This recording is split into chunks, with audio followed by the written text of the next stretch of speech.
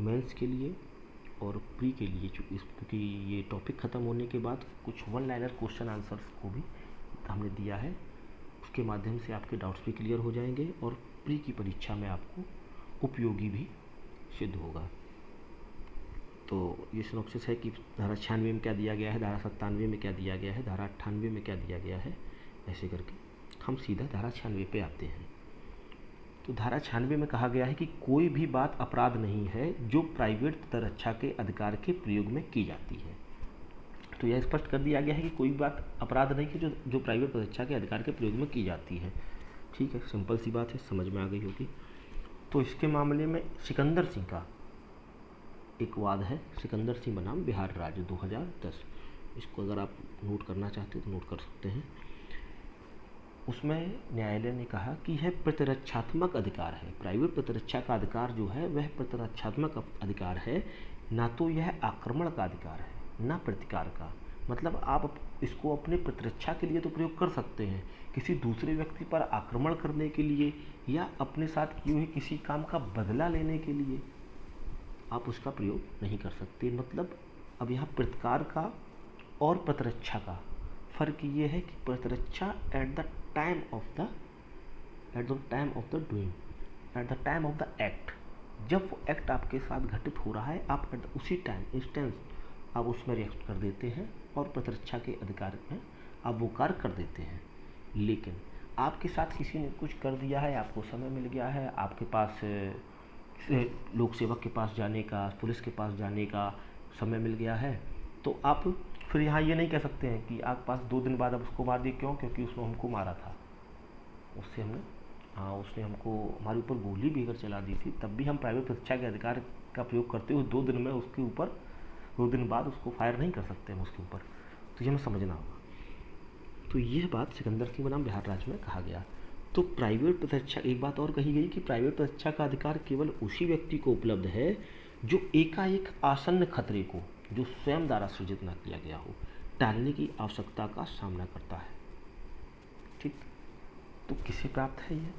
अब दोनों बातें इसमें देखो आ गई हैं इस अगली लाइन में कि आसन्न खतरा, तुरंत जो खतरा है उसको टालने के लिए, या और वह उसके द्वारा सृजित ना किया हो। सपोज करिए आप राइफल लेके खड़े हो और आपने सामने वाले व्यक्ति को राइफल से गोली मारी और जब पलट के उसने आपके ऊपर फायर किया, वो बेचारा पता लगा कि दूसरा वेपन लिए है, उसने आप पे फायर किया, तो आपने कहा साहब कि नहीं हमने उसको, पर बाद में आपने उसको मार डाला और कहा कि साहब तो प्राइवेट प्रतिरक्षा का अधिकार का प्रयोग कर रहे थे। ऐसा नहीं है, प्राइवेट प्रतिरक्षा के अधिकार में आपने स्वयं खतरा सृजित ना किया। तो समझ गए होंगे। तो सिकंदर सिंह के मामले में ये कहा गया। धारा 96 कोई वैसी टफ धारा नहीं थी। धारा 97 में दिया गया है कि हाँ, आपको 2 मामलों में प्राइवेट प्रतिरक्षा का अधिकार प्राप्त होता है, शरीर और संपत्ति। माने शरीर की रक्षा के लिए भी आप प्राइवेट प्रतिरक्षा का अधिकार प्रयोग कर सकते हैं और संपत्ति की रक्षा के लिए भी आप प्राइवेट प्रतिरक्षा के अधिकार का प्रयोग कर सकते हैं। तो धारा 97 में यह साफ साफ बता दिया गया है। तो हाँ, एक बात समझने वाली है कि प्राइवेट प्रतिरक्षा के अधिकार को, जो कि 96, 97 में सब में दिया गया है, इसमें धारा 99 के अंतर्गत कुछ रिस्ट्रिक्शन लगाए गए हैं, निर्बंधन लगाए गए हैं। 99 इंपॉर्टेंट धारा है। तो शरीर की, 97 समझते हैं कि शरीर की प्राइवेट प्रतिरक्षा तथा संपत्ति की प्राइवेट प्रतिरक्षा का अधिकार धारा 99 के निर्बंधनों के अधीन है। दोनों, शरीर की भी और संपत्ति की भी, दोनों धारा 99 के निर्बंधनों के अधीन है। उसे अधिकार है, व्यक्ति को जो प्राइवेट प्रतिरक्षा का अधिकार प्रयोग कर रहा है उसे अधिकार है कि वह मानव शरीर पर प्रभाव डालने वाले किसी अपराध के विरुद्ध अपने शरीर और अन्य व्यक्ति के शरीर की प्रतिरक्षा करे। मतलब प्राइवेट प्रतिरक्षा का अधिकार सिर्फ अपने तक ही सीमित नहीं है, आप किसी दूसरे व्यक्ति का भी रक्षण करते हुए प्राइवेट प्रतिरक्षा का अधिकार प्रयोग कर सकते हैं। और दूसरा, किसी ऐसे कार्य के विरुद्ध जो चोरी, रिश्ती या आपराधिक अत्याचार की परिभाषा में आने वाला अपराध है या प्रयत्न है, अपनी किसी अन्य व्यक्ति की, चाहे वह जंगम हो या स्थावर संपत्ति हो, की प्रतिरक्षा करे। तो पहला हो गया कि आदमी अपने शरीर की रक्षा के लिए भी प्राइवेट प्रतिरक्षा का अधिकार प्रयोग कर सकता है और दूसरे व्यक्ति के शरीर की रक्षा के लिए भी प्राइवेट प्रतिरक्षा के अधिकार का प्रयोग कर सकता है।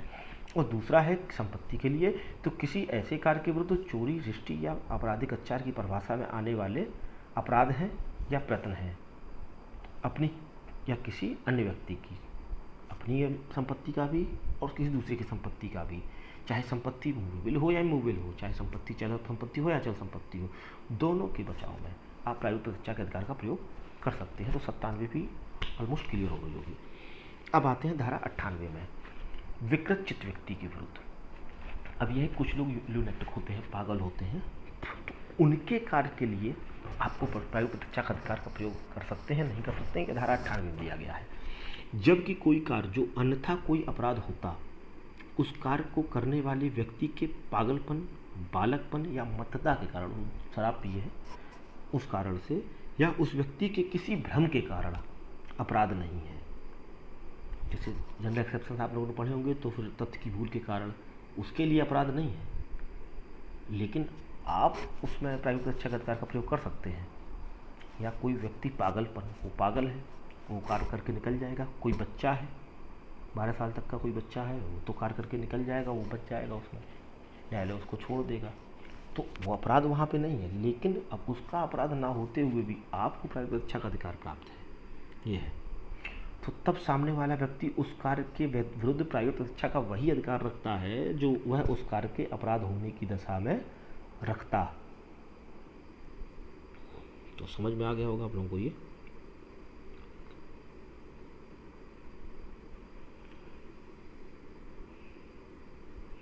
तो इसके बाद इसके दृष्टांत पर हम चलते हैं। दृष्टांत से क्लियर हो जाएगा, इलस्ट्रेशन से आपको क्लियर हो जाएगा।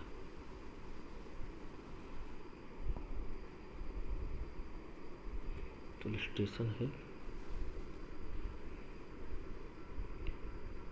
या पागलपन के असर में का को जान से मारने का प्रयत्न करता है, या किसी अपराध का दोषी नहीं है, किंतु का को प्राइवेट प्रतिरक्षा के अधिकार का प्राइवेट प्रतिरक्षा का वही अधिकार है जो या के स्वचित होने की दशा में रखता।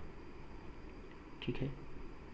अगला, का रात्रि में ऐसे गृह में प्रवेश करता है जिसमें प्रवेश करने के लिए वह वैध रूप से हकदार है। आप किसी अपने दोस्त के लिए घर में आप जाते हैं, अक्सर जाते रहते हैं, आप उस दिन भी गए, तो आप तो वैध रूप से हकदार मान रहे हैं अपने आप को। या सद्भावपूर्वक का को गृह भेदक समझकर, अब जो घर का मालिक है या घर में जो लेटा है, वह सद्भावपूर्वक उसको समझ रहा है का को कि यह गृह भेदक है, ये घर में सेंध लगाने आया है, या घर में किसी दूसरे दरवाजे से दरवाज़ा तोड़ के घुसने के चक्कर में है, तो का पर आक्रमण कर देता है। यहाँ पर या का के विरुद्ध आक्रमण का प्राइवेट प्रतिरक्षा का अधिकार रखता है। अब समझिए, यहाँ पे या भी का के विरुद्ध प्राइवेट प्रतिरक्षा का अधिकार रख रहा है, किंतु का या के विरुद्ध प्राइवेट प्रतिरक्षा का वही अधिकार रखता है जो वह भ्रम के अधीन कार्य न करता। और का को भी है, क्योंकि का भी अपराध नहीं कर रहा है यहाँ पे, वो तो सद्भावपूर्वक उसके घर में जा रहा है। ठीक है, और वो जान रहा है कि हमको वैध रूप से घर में जाने का अधिकार है। अमलता है, समझ में आ गया होगा। डाउट हो तो कमेंट बॉक्स में आप पूछ लीजिएगा। धारा 99 इंपॉर्टेंट धारा है। तो कार्य जिनके विरुद्ध प्राइवेट प्रतिरक्षा का अधिकार नहीं है, तो कौन से ऐसे कार्य हैं जिनके विरुद्ध हमें प्राइवेट प्रतिरक्षा का अधिकार प्राप्त नहीं है? तो कोई कार्य जो लोक सेवक द्वारा सद्भावपूर्वक अपने पदाभास में किया जाता है, कोई कार्य जो लोक सेवक द्वारा सद्भावपूर्वक अपने पदाभास में किया जाता है, मतलब अपने पद के प्रयोग में किया जाता है या किए जाने का प्रयत्न किया जाता है, तो उस कार्य के विरुद्ध यदि उससे मृत्यु या घोर उपति की युक्त आशंका कारित ना हो, तो उस कार्य के विरुद्ध प्राइवेट प्रतिरक्षा का कोई अपराध नहीं है। तो उससे इस कार्य के विरुद्ध प्राइवेट प्रतिरक्षा कोई अधिकार नहीं है। और राइटिंग मिस्टेक है, कोई अधिकार नहीं है, चाहे वह कार्य विधि द्वारा सर्वथा न्यायानुमत ना भी हो। ठीक है, कोई पुलिस अधिकारी, लोक सेवक आपको पकड़ने आ रहा है वारंट के निष्पादन में, और वो आया और उससे आपको मृत्यु या घोर उपति होने की आशंका भी नहीं, युक्त रूप से आशंका भी नहीं है, और आप पता लगा कि आप इस बेस पे कि हमें सदोष पर अवरोध करके ले जा रहा है, हमें पकड़ रहा है, हमें अवरोध कारित कर रहा है, उसके तो इसलिए हम प्राइवेट प्रतिरक्षा का अधिकार प्रयोग करते हुए इसको मार दिए, आप उसको चोटें कारित कर दिए, गंभीर उपति कर दिए। तो ये नहीं, यहाँ पर आपको प्राइवेट प्रतिरक्षा का अधिकार नहीं है। या ऐसा कोई कार्य लोक सेवक के निर्देश से किया जाता है, ठीक है, या तो लोक सेवक स्वयं कर रहा है, तो दोनों जगह, या तो लोक सेवक स्वयं कर रहा है या पुलिस का कोई अधिकारी है, आप खड़े हैं, उसको वारंट निष्पादन आपको पकड़ना है, तो वहाँ कोई प्राइवेट आदमी है, जो कि प्राइवेट व्यक्तियों पर भी लोक सेवकों का सहयोग करने का दायित्व तो हमारा लॉ अधिरोपित करता है, हमारा कानून अधिरोपित करता है।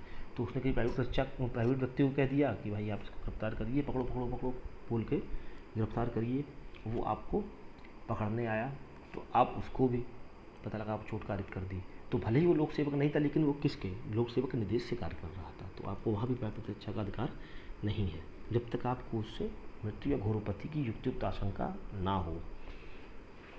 और उन दशाओं में जिनमें संरक्षा के लिए हम आपको बता चुके हैं कि संरक्षा के लिए लोक प्राधिकारियों की सहायता प्राप्त करने के लिए समय है, प्राइवेट प्रतिरक्षा का कोई अधिकार नहीं है। जहाँ पर आप पुलिस की या लोक सेवकों की सहायता ले सकते हैं, आपके पास इतना समय है कि आप सहायता ले सकते हैं, वहाँ पर आपको प्राइवेट प्रतिरक्षा का कोई भी अधिकार नहीं है।